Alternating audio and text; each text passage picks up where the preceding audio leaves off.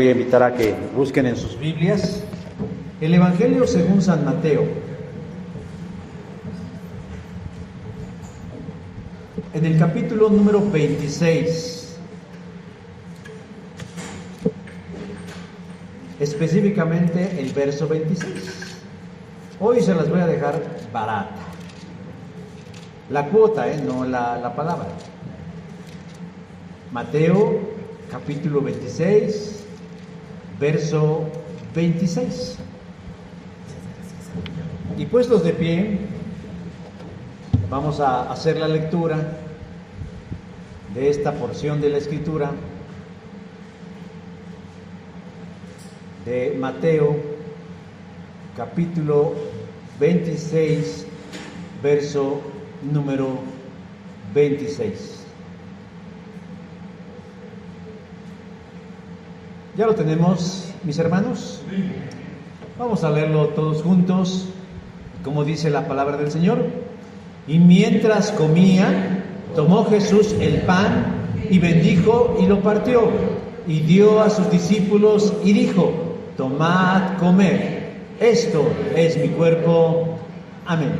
Pueden tomar sus lugares. La expresión popular, conocida por casi todos, "se durmió en sus laureles", tiene un origen más antiguo de lo que pensamos. Podemos remontarlo al tiempo de los imperios, particularmente en el Imperio Romano, cuando un general, jefe de los ejércitos, o incluso los emperadores salían victoriosos de sus batallas o de sus campañas militares, eran coronados con guirnaldas hechas con hojas de laurel. Sin embargo, por razones desconocidas, algunos de estos líderes victoriosos dejaban de trabajar y de esforzarse, echaban la flojera, al punto de ya no hacer nada relevante para su carrera militar o el imperio. Solo descansaban y se sentaban a recordar sus glorias pasadas. Se convencían que habían hecho lo suficiente, que habían llegado al límite de sus fuerzas y de sus capacidades, y ahí terminaba todo. Pero entonces, la voz del pueblo, que a veces es implacable, el Vox Populi, comenzó a referirse hacia ellos como "se durmieron en sus laureles". Algo similar, hermanos, suele sucederle al creyente que está convencido que la vida en Cristo es solo un momento en su vida, el momento en el que hizo la decisión de creer en Jesús para salvación. Y ya, es todo. Esa es toda la fe cristiana. Pero desconocen, o tal vez olvidan, o probablemente abandonan el crecimiento espiritual y lo circunscriben únicamente a instantes, momentos, flashazos emotivos, experiencias cortas que quedan grabados en la mente y en el corazón.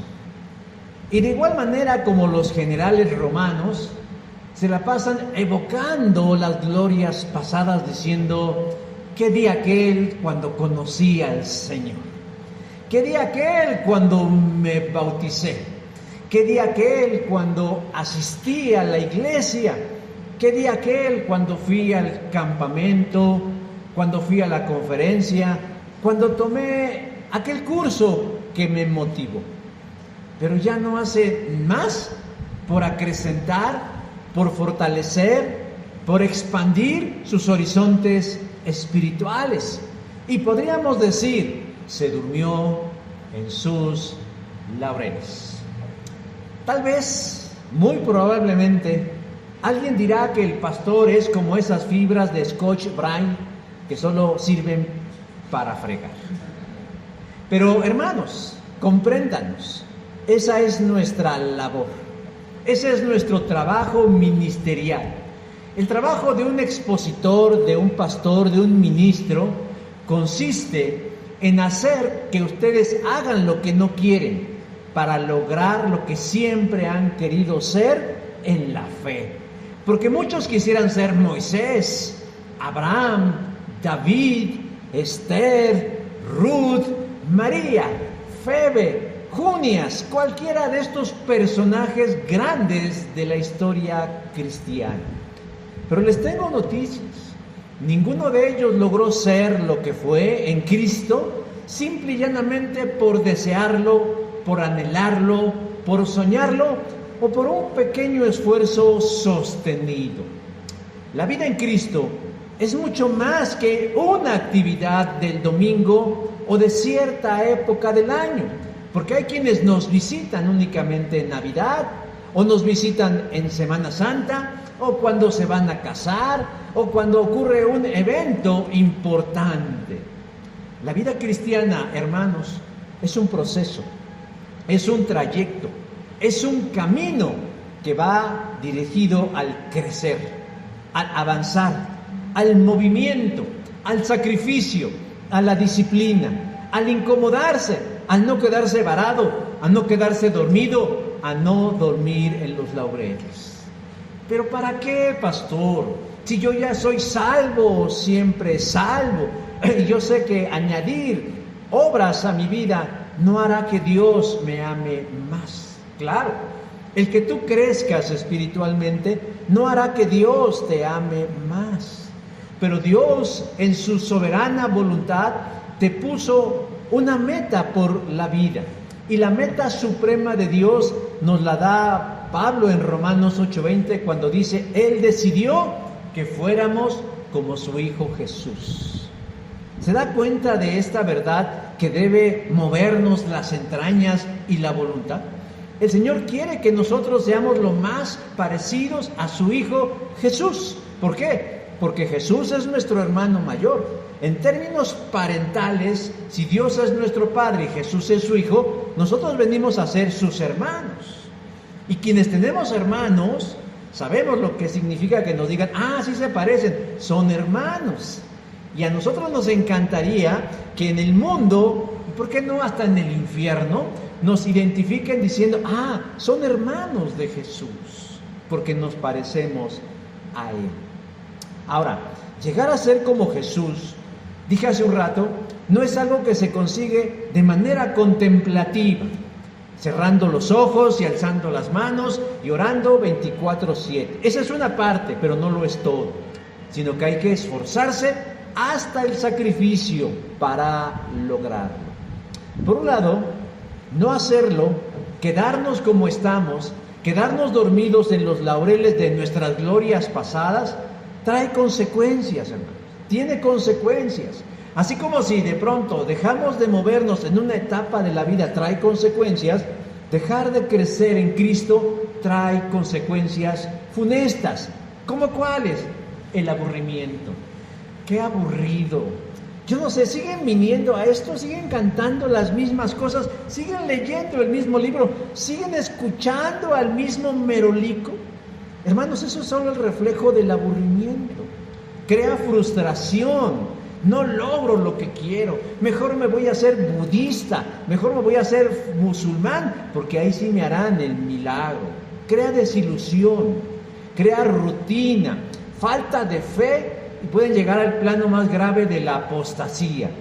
Yo mejor agarro mis canicas y me regreso al mundial. Hay quienes ven a Jesús únicamente como una salida a sus problemas. Y está bien, Jesús vino a darnos vida y vida en abundancia. Pero Dios tiene planes más grandes que eso, que no descubriremos sino hasta que nos atrevamos a ponernos en sus manos. Hoy, con la ayuda del Espíritu de Dios, quiero hacer un midrash judío. Dirán ustedes, ¿qué es eso? ¿Con qué se come? Si es domingo, pastor. Pues por eso, el midrash judío es un método hermenéutico e interpretativo de la escritura hebrea, es decir, del Tanaj o el Antiguo Testamento. ¿En qué consiste o en qué consistía? En hacer sencilla la comprensión de la enseñanza sagrada, a través de instrumentos sencillos, como parábolas, analogías, metáforas o alegorías. Y contrario a lo que muchos creen, los primeros cristianos, los de los primeros siglos, no explicaban la escritura o la verdad de manera expositiva como se hace hoy, sino que por ser judíos utilizaban este método del Midrash. Jesús era asiduo utilizador del Midrash judío. Pablo, Pedro, Juan utilizaban el Midrash en un momento clave para enseñar cosas profundas. Y yo quiero utilizarlo en un momento clave cuando Jesús le da un sentido nuevo a la Pascua judía, convirtiéndola en lo que nosotros conocemos como la Cena del Señor. Específicamente cuando toma entre sus manos el pan y ejerce 4 acciones sobre ese pan que nos servirán para explicar el proceso del crecimiento cristiano cuando nos colocamos en las manos de Jesús. Hace un rato explicaba yo que Jesús fue a Jerusalén varias veces a conmemorar la Pascua o el Pesaj, con el distintivo, según en el contexto de Mateo 26, que sería la última en esta tierra, con la promesa de que regresaría para volver a celebrarla con nosotros. Solo que Jesús en esa última cena le daría un sentido muy especial. Ya dije que el Pesaj o la Pascua tenía una duración de 7 días judíos. Esto es importante, hermanos, porque luego dicen, no me checan los tiempos. ¿Cómo que si Jesús murió un viernes, resucita el domingo? No son 3 días. Los días de los judíos no eran de 24 horas como los nuestros. Sus calendarios de los judíos no eran como los nuestros. Los meses de los judíos no eran como los nuestros. Los años de los judíos no eran como los nuestros. Entonces no leamos la escritura como si fueran occidentales diciendo, caray, ¿por qué no duraron 24 horas Jesús en el sepulcro? Bueno, el Pesaj o la Pascua duraba 7 días judíos. El primer día, cuando Jesús instituye la Cena del Señor, fue el primero. Y en ese momento el Cordero no estaba en la mesa, pero Jesús quería realmente dar una gran enseñanza a sus discípulos y tal vez a todos a través de la historia. Y utilizaría en su mesa únicamente el pan y el vino para explicar mediante un midrash el significado de su muerte próxima en la cruz. Y yo quiero utilizar ese método de cuando Jesús toma el pan para explicarles a ustedes el proceso de crecer en Cristo. 4 acciones, no 4 pensamientos, 4 acciones, no 4 meditaciones, 4 acciones, no 4 ideas acerca del crecimiento cristiano. ¿Cuál es la primera de ellas? La primera fase del crecimiento en Jesús, cuando estamos en sus manos, es cuando Él nos toma entre ellas. Versículo 26 que dice, Jesús tomó el pan.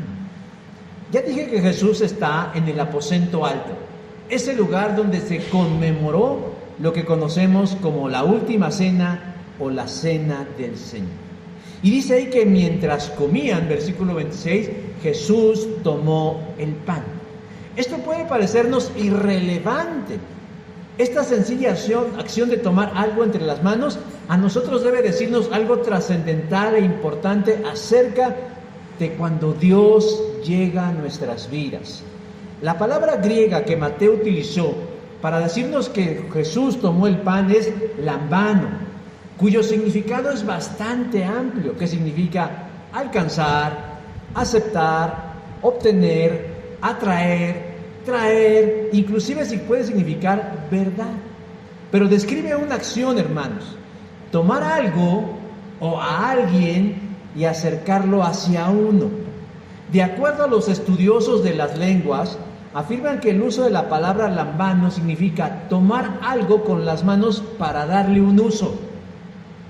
También puede significar tomar algo o a alguien para llevarlo hacia un punto. Puede significar atraer a alguien hacia uno sin violencia o alcanzar lo que ya es de uno. Y por último, hacerlo de uno para ya no dejarlo ir. ¿Se dan cuenta cómo en una acción tan sencilla, no simple, sencilla de agarrar algo en las manos de Jesús, puede tener implicaciones tan grandes? Y con esto yo quiero que nos quede claro la idea de lo que significa ser tomado por la mano de Dios. De acuerdo al tema de hoy, debemos entender algo muy importante. Nosotros, como el pan, simbólicamente hablando, Cristo nos ha tomado en sus amorosas y potentes manos con una idea clara en su mente y en su corazón: atraernos hacia Él, tener cercanía con Él, hacernos suyos con la idea de no apartarnos bajo ningún motivo y ninguna circunstancia. Y hermanos, ese es el primer gran paso de la vida cristiana, las glorias del cristiano, cuando nosotros llegamos al encuentro con Jesús. Pero ese encuentro con Jesús no es fortuito, no es circunstancial, no es el resultado del azar, es una acción deliberada por Dios, porque Dios es el que siempre toma la iniciativa de acercarse al hombre. ¿Qué sucedió en el Edén cuando el hombre y la mujer pecaron? ¿Acaso fueron ellos a buscar al Señor para pedirle perdón? No, dice que el Señor se movía con libertad en el huerto y los buscó. Adán, ¿dónde estás? ¿Dónde está el hermano Adán, por cierto? ¿Dónde estás? De la misma manera encontramos en Juan 3:16 al mismo Señor, a Jesús, diciendo acerca de la iniciativa del Señor: porque de tal manera amó Dios al mundo, nuevamente la iniciativa, que ha dado a su Hijo unigénito. Vemos nuevamente el interés, la iniciativa, el paso adelante de parte de Dios para acercarse a nosotros y tomarnos entre sus manos. A lo largo de la Escritura vamos a encontrar muchos ejemplos y momentos que refuerzan esta idea. Por ejemplo, Abraham. Él vivía en un poblado pagano, Ur de los Caldeos. Era idólatra, era fabricador de dioses. Sobrellevaba una vejez tranquila, tenía 70 años. Ya recibía su pensión del gobierno federal. Él ya iba por su pensión del bienestar cada 2 meses y recibía sus 6,400 varos. Él decía: ya de aquí pa'l cajón, y ya no hay más. Sin embargo, aunque él solamente estaba en la espera de morir, Dios vino a la friolera edad de 70 años. Vino Dios, se acercó a él, lo tomó como Jesús tomó el pan, lo atrajo hacia él y lo invitó a convertirse en el padre de la fe. Génesis capítulo 12. Tenemos a Moisés, quien se había autoexiliado al desierto de Madián, donde encontró la dicha completa: familia, trabajo y un suegro que le dio unos terrenazos y unos hatos de borregos para que se hiciera todo un ganadero. Ahí estaba Moisés, tranquilamente pastoreando las ovejas de su suegro, cuando de pronto Dios busca, iniciativamente hablando, a Moisés para pedirle que le sirviera para liberar a su pueblo de la esclavitud egipcia. Éxodo capítulo 3. Ahí está Samuel. No, este es Samuel, otro Samuel.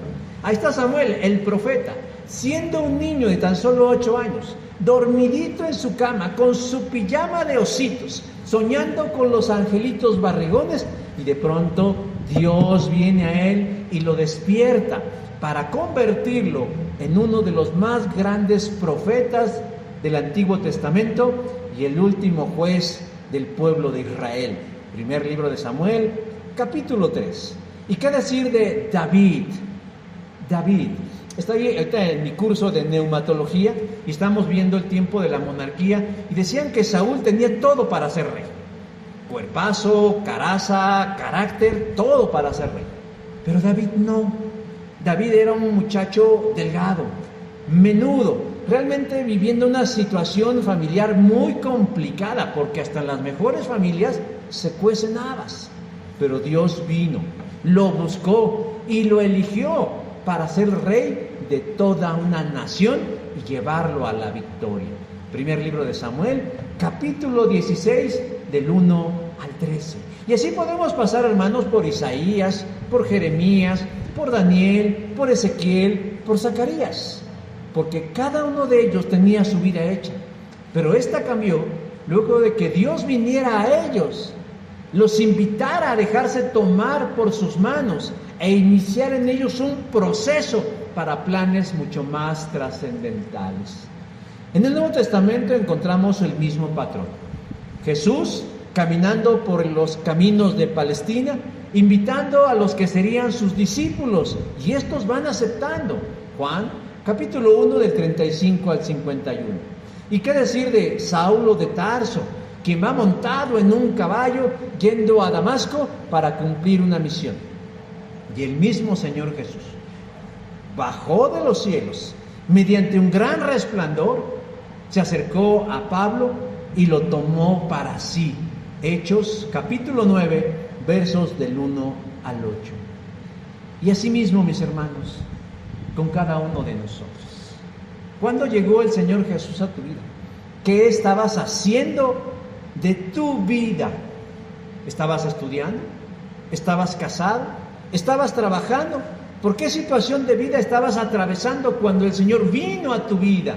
Y tú respondiste al encuentro del Señor y voluntariamente te pusiste en sus manos, en las mejores manos en las que podías estar. Pero ¿sabes por qué lo hiciste? En primer lugar, lo hiciste para que te salvara. Yo no sé si tenías conciencia de la perdición eterna, tal vez sí, y lo hiciste diciendo, yo me voy con Él, como dice un viejo canto, me voy con Él, yo no me quemo, me voy con Él. Y el Señor empezó a trabajar en nosotros la transformación. Pero nos acercamos a Jesús por eso.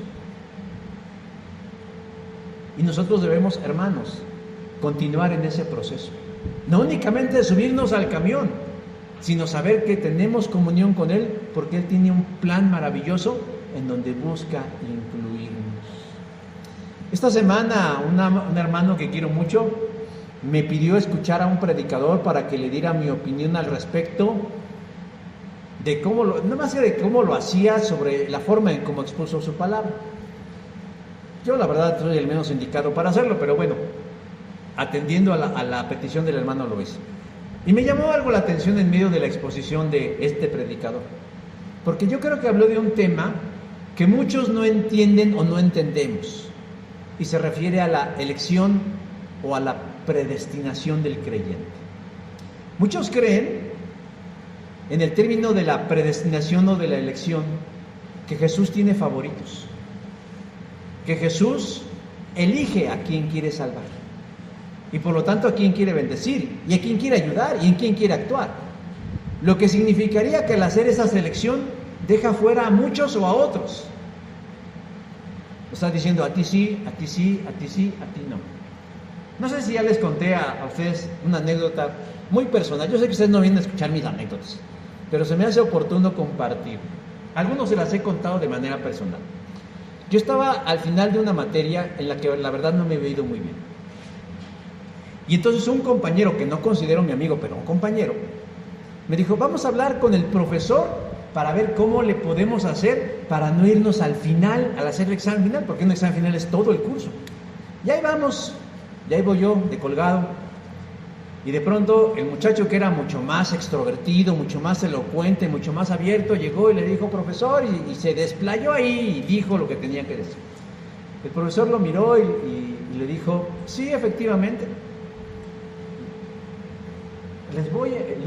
dijo, existe la probabilidad de hacer un trabajo para poder aumentar la calificación y entregarlo antes de lo que sean las rondas finales. Y entonces ahí yo fue donde me atreví a hablar, y diciendo, ¿y de qué va a ser el trabajo? Y en ese momento, yo creo que por la única vez en mi vida lo he sentido, volteó y me miró, vio de arriba abajo, me pelució y me dijo, a ti no te estoy ofreciendo nada. Qué gacho se sienten que a uno le digan que no. Así, con todas sus letras, a ti no te estoy ofreciendo nada.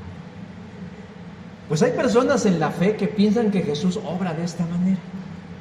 Que hay gente que anda buscando a Dios y que Jesús le dice, a ti no, tú no. Hermanos, eso no solo es una mentira, sino que significaría que Dios está dejando fuera a otros o a muchos de la salvación. Jesús no tiene favoritos ni consentidos, sino que Jesús quiere que todas las personas se salven. Jesús sale al encuentro de todos. Jesús está buscando a todos, aunque no todos responden de manera positiva a su invitación de colocarse en sus manos. Pero de que Dios nos busca, nos está buscando, porque quiere tomarnos como el pan toma para estar en sus manos. La segunda acción que encontramos en el texto en relación a este proceso de crecimiento estando en las manos de Jesús, no solamente es estar en sus manos. Al principio dije, muchos creen que la vida cristiana es estar en manos de Jesús así. Y ya, eso es todo.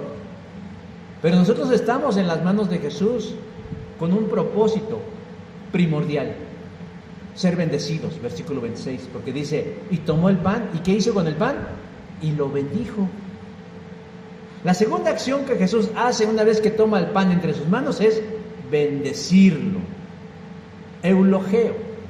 Algunas versiones de la Biblia, diferentes a la Reina Valera, no traducen bendecirlo, sino traducen como dar gracias. Por ejemplo, la traducción en lenguaje actual dice, Jesús tomó el pan y dio gracias a Dios.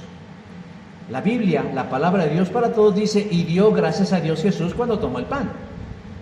La Reina Valera 60 y la contemporánea dice, y Jesús tomó el pan y lo bendijo. Y alguien podría decir, ¿hay acaso contradicciones? No, porque hasta donde yo sé, a menos que usted me refute, creo que ninguno de nosotros somos traductores ni estudiosos de las lenguas muertas. Porque tanto el griego koiné, con el que fue escrito el Nuevo Testamento, y el hebreo del Antiguo son lenguajes que ya nadie habla, que están en desuso, y por lo tanto se requiere de gente especializada para hacer una buena traducción. No hay discrepancia alguna. Una cosa es el significado literal de las palabras y el otro, el uso que le damos a las palabras. En este caso, nosotros debemos saber investigar qué es lo que Mateo quiso decir cuando dijo que Jesús tomó el pan y lo bendijo, y algunos dicen, y dio gracias. ¿Qué hace Jesús una vez que toma el pan entre sus manos? No se lo lleva inmediatamente a la boca, como muchos haríamos. No, sino realmente Él dice ahí que lo bendijo. Jesús está en un momento solemne, está conmemorando el Pesaj o la Pascua judía. Y lo que corresponde en ese momento es tomar el pan y bendecirlo o dar gracias a Dios por el pan. De tal modo que la expresión bendecir o dar gracias en la Biblia o en las Biblias es correcta. Jesús bendice el pan, que implica que lo santifica por el solo hecho de tenerlo en sus manos y lo hace apto para el propósito. No es que exista una transformación del pan físico, sino que realmente lo hace apto para el momento. Cuando usted come, yo espero que así lo haga, por testimonio y por su bienestar espiritual, ora por los alimentos, o como dirían las abuelitas, o como los animalitos, nada más comen. No, cuando tenemos el alimento en la mesa, antes de comer, lo que hacemos, oramos por ellos. ¿Y qué esperamos que sucedan una vez que oramos por los alimentos? Que sean santificados, que le caigan bien a nuestro cuerpo, que cumplan el propósito por el cual los estamos ingiriendo. Tenerlos en las manos de Dios, tener el pan, significa ya una santificación de manera per se. Y lo mismo sucede cuando nosotros llegamos a Cristo. Cuando somos recibidos en las manos de Jesús, Él nos santifica. Y así lo dijo Él en Juan 17:7. ¿Pero qué significa que estando en Jesús somos santificados? Que somos apartados, consagrados, llevados fuera para usos más elevados en esta vida y en la venidera. No hicimos nada para merecerlo, ni para alcanzarlo, pero nos hemos convertido en santos. Sí, si usted está en Cristo, usted es santo, y si es mujer es santa, no Santa Claus, santa. ¿De qué forma se dirigía Pablo a los creyentes, por ejemplo, en Éfeso? Dice: saludo a los santos y fieles en Cristo Jesús que están en Éfeso, Efesios 1:1. No dice: saludo a los cuates, saludo a mis bros, saludo a mis amigos, saludo a mis compas, saludo a la gente. No, saludo a los santos y fieles en Cristo. Y yo espero que esto a usted le dé un sentido nuevo a su vida hoy, diciendo: caray, soy santo. ¿Pero por qué? Por el solo hecho de estar en las manos de Jesús. Y eso, hermanos, es la mayor bendición que uno puede recibir, pero no para quedarnos dormidos en nuestros laureles, porque no debemos caer en el error calvinista del salvo siempre salvo. Pues ya aquí estoy bien a gusto, ya no tengo que hacer absolutamente nada porque estoy en los brazos de Jesús. No. Estar en las manos de Jesús me santifica, me aparta, me consagra, y a partir de ahí uno debe mantenerse en la condición de santidad. Jesús me hace santo, pero yo debo conducir mi vida de tal manera que esa santidad se mantenga, no para ganar más ni para añadir puntos, sino para hacer lo que corresponde a alguien que ha nacido de nuevo en Cristo. La otra acción que hacemos cuando oramos por los alimentos, ¿qué es? Agradecemos a Dios porque nos los ha provisto. Reconocer que Dios es el dador de todo lo bueno. Aunque aquí entre nosotros también a veces es el dador de todo lo malo. Y lo mismo hace Jesús. Da gracias al Padre por nosotros. Yo no sé si esto es revelador, para mí lo es. No solamente que Jesús por su sola presencia me santifica, sino además le da gracias al Padre por mi vida. Sí, Dios le da gracias al Padre por mí. Y eso nos convierte en un motivo de gratitud ante el Padre de parte de Jesús. Eso, hermanos, yo no me lo estoy inventando. No estoy dando un pensamiento positivista, optimista. No, Juan es el único de los evangelios que nos narra qué fue lo que sucedió durante esa cena. Porque Mateo, Marcos y Lucas nos lo dicen así como por encimita, aunque nos dicen mucho. Pero Juan le dedica más sustancia y contenido. Y de hecho nos describe que Jesús oró algo que ha sido denominado como la oración sacerdotal. Jesús ora por sus seguidores. De tal manera que en esa oración Jesús le agradece al Padre por todos y cada uno de sus seguidores. Y no solamente por los 12 que tiene allí, incluyendo a Judas, sino también por los que habríamos de creer a lo largo de los siglos. Juan 17, del 6 al 10. De tal manera que, mis hermanos, estar en las manos de Cristo, somos rica y abundantemente bendecidos, favorecidos, santificados, siendo motivos de gratitud por Dios, por lo cual no podemos ir en contra de un gran honor y propósito.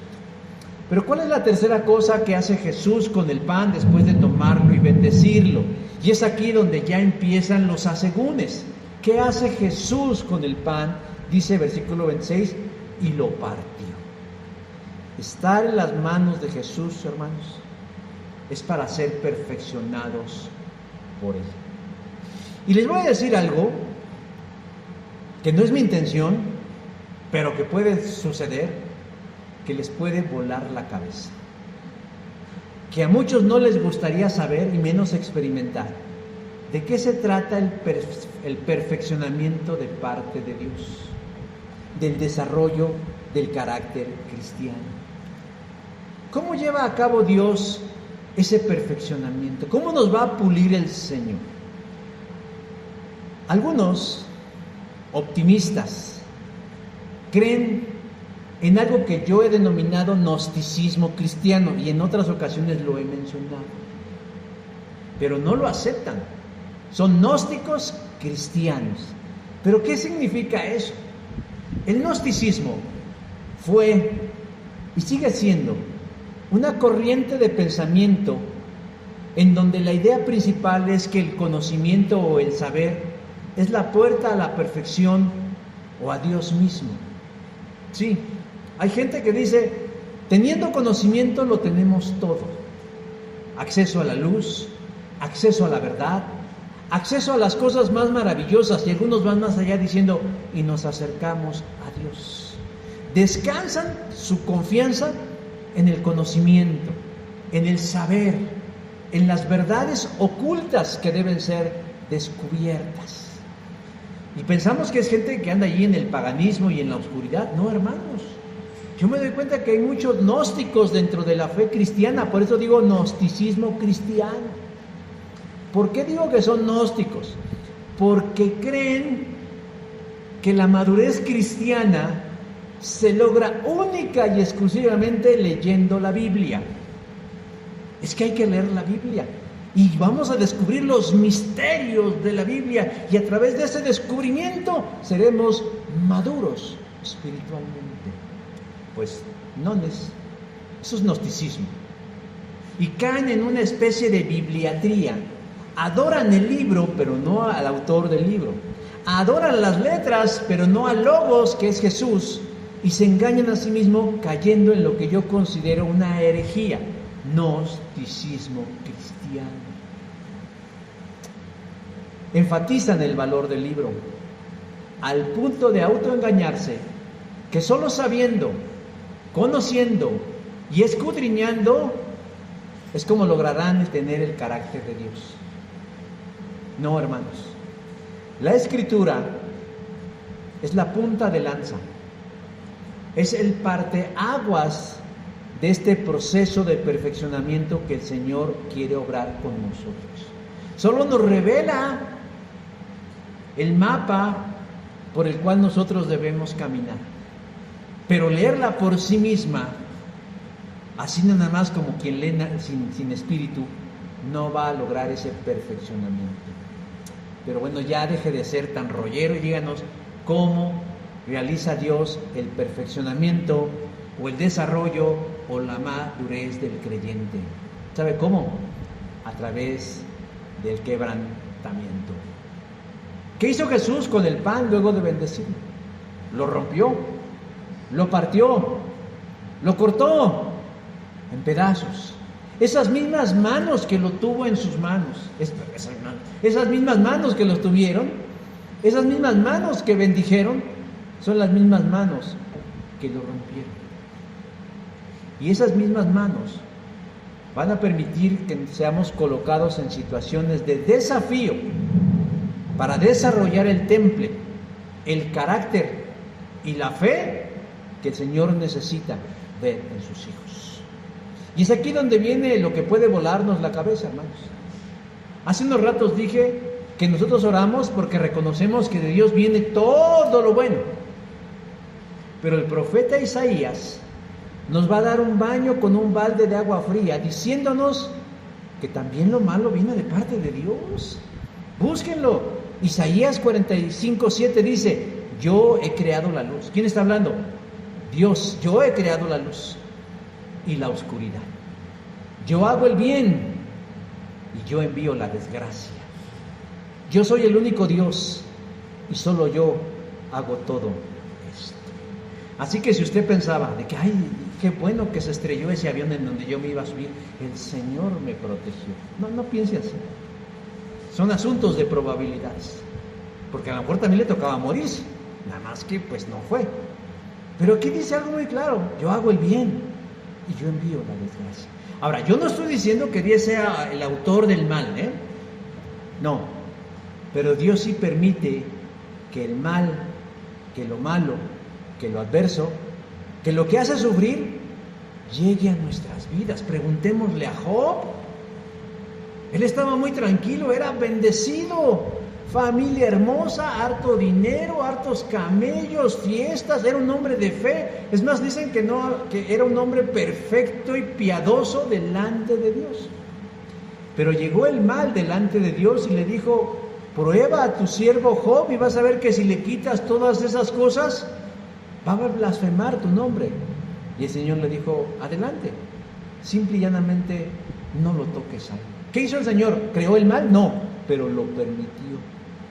¿Con qué finalidad lo hizo el Señor? ¿Divertirse con Job?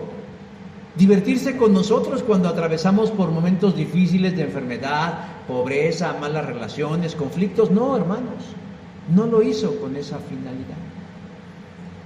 Lo hizo, hermanos, porque el sufrimiento es la escuela de la perfección. El quebrantamiento es la escuela de la perfección. ¿Y sabe qué? Jesús inauguró la escuela, porque en la escuela de la perfección el perfecto fue perfeccionado. Hebreos 5:8 dice: aunque era hijo de Dios, Hebreos dice, aunque era hijo de Dios, Jesús aprendió obediencia por las cosas que sufrió. ¿Usted es más que Jesús? ¿Se cree más que Jesús? ¿Por qué pues le queremos reclamar: Señor, ¿por qué me haces esto? Ay, caramba, si Jesús, siendo Jesús, lo sometió a sufrimiento para que aprendiera obediencia, pues ¿qué debemos esperar nosotros?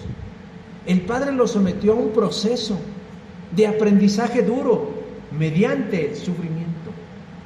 Y uno no debe esperar menos que eso, porque la finalidad de la vida cristiana, ¿cuál es? Ser como Jesús, con esa misma fe, con ese mismo carácter. Pablo y Bernabé dijeron a los creyentes de Antioquía: debemos sufrir mucho antes de entrar en el reino de Dios. Hechos 14:22. Pero no es un sufrimiento estéril, no es el sufrimiento de aquellos que están en el carrusel de la desgracia, sino es un sufrimiento que produce en uno mayor confianza, mayor lealtad, mayor firmeza, una fe más segura y más firme. Así que cuando nos encontremos en dificultades, no preguntemos el por qué, sino el para qué, Señor. Dice Pedro: tales dificultades serán una gran prueba de su fe y se pueden comparar con el fuego que prueba la pureza del oro. Pero su fe es más valiosa que el oro, porque el oro no dura para siempre. En cambio, la fe que sale aprobada de la prueba del sufrimiento dará alabanza, gloria y honor a Jesucristo cuando Él regrese. Primera de Pedro 1, versículo 7. Y la última cosa que hace Jesús con el pan, después de que lo toma, lo bendice y lo rompe, es que Jesús lo entrega a los demás. Versículo 26, y lo dio a sus discípulos. Jesús lo que toma en sus manos, lo bendice. Jesús no puede bendecir lo que no está en sus manos. Lo que está en sus manos de Jesús y ha sido bendecido, Jesús permite que sean rotos o quebrantados para ser perfeccionados. No podemos ser perfeccionados si no somos quebrados. Pero una vez perfeccionados, a través del quebranto, viene lo último de este proceso, y es ser para los demás. Dice ahí: y los entregó. La palabra griega que se usó para entregar es didomí, que significa entregar algo o alguien a otro. Pero en el tema que hoy nos ocupa, podemos darle el sentido de decir es dar algo a alguien, comisionándolo para que cumpla una misión o tarea. ¿De qué se trata, hermanos? Nosotros ya hemos sido bendecidos en Cristo. Cada uno de nosotros puede dar testimonio de las bendiciones del Padre a los demás, hablar de lo bien que Dios se ha portado de nosotros. ¿Recuerdan ustedes que hace algunas semanas, no sé si una o dos,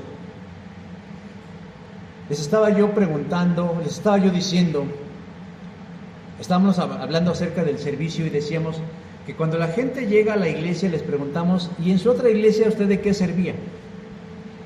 Y decíamos, esperamos que no hayan dicho, pues yo servía de tropiezo, o yo servía de mal ejemplo. No. Pero para algo servimos, hermanos. Todos hemos venido a brindar un servicio a Dios. Y para evitar ser tropiezo o ser mal ejemplo del Señor, debemos tomar en cuenta lo que el Señor dice a través del apóstol. Porque estas cualidades, si abundan en ustedes, los harán crecer en el conocimiento de nuestro Señor Jesucristo y les evitará ser inútiles e improductivos. Segunda de Pedro, capítulo 1, versículo 8. Utilizo el concepto de comisionar con la idea de que Jesús dio o da a nosotros una vez que somos perfeccionados por Él. Nosotros, hermanos, ya no vivimos para nosotros mismos, no como el Señor que estaba en palacio que decía que ya no se pertenecía. Nosotros en Cristo ya no nos pertenecemos a nosotros mismos. Y si crecemos en Cristo, el beneficio ya no solamente es para uno, sino también para los demás. Somos comisionados a ayudar a los demás. Somos llamados a bendecir a los demás. Tenemos el modelo perfecto de Jesús, quien fue puesto en las manos del Padre, que fue quebrantado en la cruz del Calvario, que pasó 3 días judíos en el sepulcro y se levantó victorioso entre los muertos y después bendijo a todos con su salvación. Pedro fue quebrantado en el patio del sumo sacerdote luego de negar a Jesús. Y cuando se dio cuenta de su falta, experimentó los más grandes sentimientos de culpa que hubiera experimentado en sus vidas. Pero Jesús lo restauró a las orillas del mar, en el mar de Tiberias, y lo comisionó para ser el pastor de sus hermanos. Juan 21, del 15 al 19. Pablo fue quebrantado, fue puesto en la cárcel por razón de su fe. Y mientras estaba ahí, divinamente inspirado por Dios, dio a la cristiandad sus más prolíficos y poderosos escritos, las cartas a las iglesias y también las pastorales. En cada momento de gloria de nuestras vidas, o en cada momento de dificultad que atravesamos, sirven para nosotros, pero sirven para los demás. Pablo dijo a la iglesia de Corinto, cuando tenemos dificultades o cuando sufrimos, Dios nos ayuda para que podamos ayudar a los que sufren o tienen problemas. Así que si usted pasa por una dura prueba, no solamente es para que usted sea mejor persona, sino para que tenga autoridad y poderle decir a los demás, miren, en fidelidad se puede salir adelante. En fidelidad a Dios se puede seguir adelante. Yo soy el ejemplo de que en Dios todo es posible. Por eso Dios nos toma entre sus manos. Y para eso el Señor nos perfecciona, para ser útiles en los planes y propósitos que Él tiene. La vida en Cristo, hermanos, no es solo un evento de domingo, pero tampoco es una actividad estática, sino dinámica, que fluye, que nos desafía a crecer y a fortalecernos cada día. Pero lamentablemente, a veces vemos pasar la vida, y la vida de creyentes en Cristo, que aun cuando han pasado los años, siguen batallando con las mismas cosas del principio. La misma inmadurez, los mismos vicios, las mismas fobias, las mismas luchas. Caramba, ¿cuántos años llevas en el Evangelio? 25, y sigues batallando con eso. ¿No lo has entregado al Señor? ¿No te has puesto en tus manos para que te parta, te perfeccione y te utilice? Yo sigo en Instagram a un coaching matrimonial llamado, se debe llamar Salvador, ¿verdad? Pero él se pone Chava Gutiérrez. Me encanta su contenido. Y esta semana subió un post bien interesante que decía, hay personas que pese a que tienen una mala relación de pareja, en el fondo no quieren resolver sus problemas. Pues sus problemas, han pasado de ser el monstruo que quería destruirlos a la razón porque están juntos.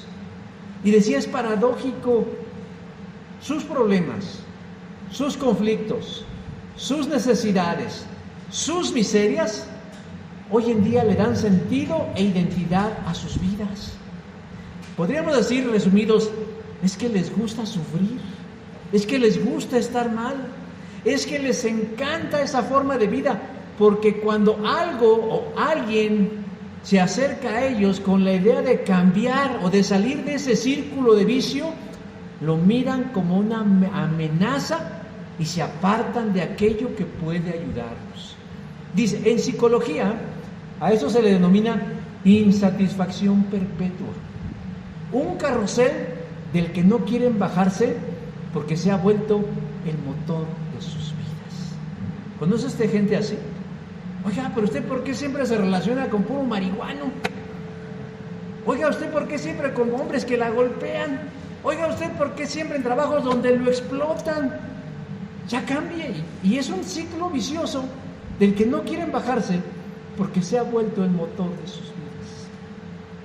Pareciera que en los cristianos hay gente en esa condición, que siempre están arrastrando la cobija y causando lástimas con los mismos problemas del 2000, de 1993 o del 2015, que no despegan en su vida en Cristo, porque están acostumbrados a la mediocridad espiritual. Que la sola idea de cambiar representa un miedo o una amenaza. Hace un rato cantábamos, muévete en mí, Espíritu de Dios, muévete en mí. Yo les aseguro que si tuviéramos la conciencia de esa frase, a más de uno se le doblan los calcetines. Permitir que el Espíritu de Dios se mueva en ustedes, déjenme decir que debe darles miedo, porque el Señor haría cosas muy distintas a las que estamos haciendo. Pero ante la idea de cambiar, preferimos irnos por otro lado. El plan de Dios, mis hermanos, es que caminemos, que vayamos hacia adelante y hacia arriba, a una realidad distinta. Ya fuimos tomados por Dios, ya estamos en sus manos, ya hemos sido bendecidos por estar en sus manos. Y es probable que hoy estemos en una dificultad, atravesando por un momento complicado, económico, de salud, de relación, de lo que sea. Y en lugar de quejarnos amargamente de por qué a mí si soy tan guapo, miremosle como un proceso de perfeccionamiento mediante el quebranto y no como una maldición que nos amarga. El Señor quiere que seamos herramientas. El Señor quiere que seamos instrumentos útiles en sus poderosas manos, porque quiere comisionarnos al servicio de los demás. Y solamente será cuando crezcamos y sigamos adelante en esta vida que Él nos ha dado. Si no lo hacemos, seguiremos exactamente como al principio. Yo les animo, mis hermanos, a que hagamos el ajuste, que dejemos de victimizarnos por nuestra condición. Es que yo soy mujer sola, es que a mí me abandonaron, es que estoy enfermo, es que soy viejo, es que soy prieto, es que nací pobre, es que mis padres no me querían. En Cristo, hermanos, en sus manos, todo eso sirve para transformarnos a la imagen de aquel que nos creó. Amén. Vamos a ponernos de pie y vamos a orar al Señor. Señor Dios, te damos gracias en esta hora, porque nos permites acercarnos confiadamente a tu trono de la gracia.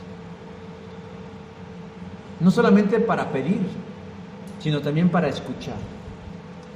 Y hoy, pese al instrumento que has elegido, Señor, tú quieres traer una verdad en la mente y en la voluntad de mis hermanos. No, Señor, no es una queja.